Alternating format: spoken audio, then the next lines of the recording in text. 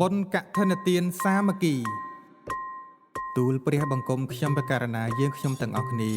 ជាអាចារ្យគណៈកម្មការ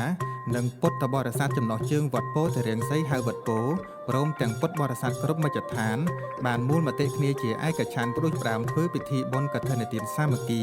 ដើម្បីដង្ហែទៅវេប្រគេនព្រះសង្ឃដែលបាននិមន្តគង់ចាំព្រះវស្សាអស់ត្រឹម3ខែក្នុងពុទ្ធសីមាវត្តពោធិរាំងសី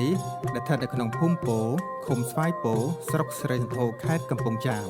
អាស្រ័យដោយបានថ្វាយប្រគេននិងជម្រាបជូនខាងលើសូមនិមន្តនិងគោរពអញ្ជើញសម្ដេចទ្រង់ឯកឧត្តមលោកជំទាវលោកស្រី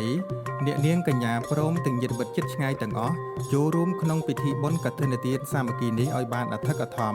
និងអនុមោទនាទទួលយកផល្លានិសង្ឃតាមកម្លាំងសទ្ធាជាថ្លារៀងខ្លួនកម្មវិធីបុណ្យថ្ងៃសៅរ៍11កើតខែកដិកឆ្នាំម្សាញ់សប្តាហ៍ស័កពុទ្ធសករាជ2569ត្រូវនៅថ្ងៃទី1ខែវិច្ឆិកាឆ្នាំ2025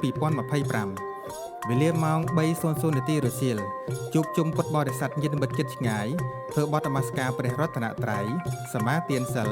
និមន្តព្រះសង្ឃចម្រើនព្រះបរិត្តនិងនិមន្តព្រះធម្មកថាសម្ដែងព្រះធម៌ទេសនាក្រេ2ថ្ងៃអាទិត្យ12កើតខែកដិកឆ្នាំម្សាញ់សប្តាហ៍ស័កពុទ្ធសករាជ2569ត្រូវនៅថ្ងៃទី2ខែវិច្ឆិកាឆ្នាំ2025វេលាម៉ោង 7:00 នាទីព្រឹកប្រគេនជាគូដល់ព្រះសង្ឃ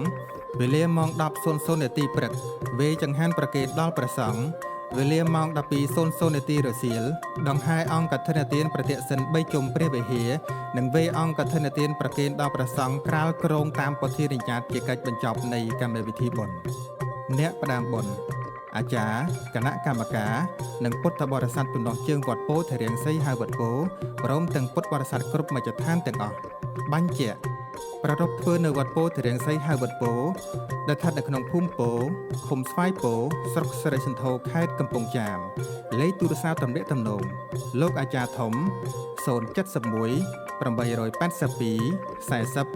27ប្រធានគណៈកម្មការវត្ត015 922 423សូមអរព្រគុណនិងសូមអរគុណ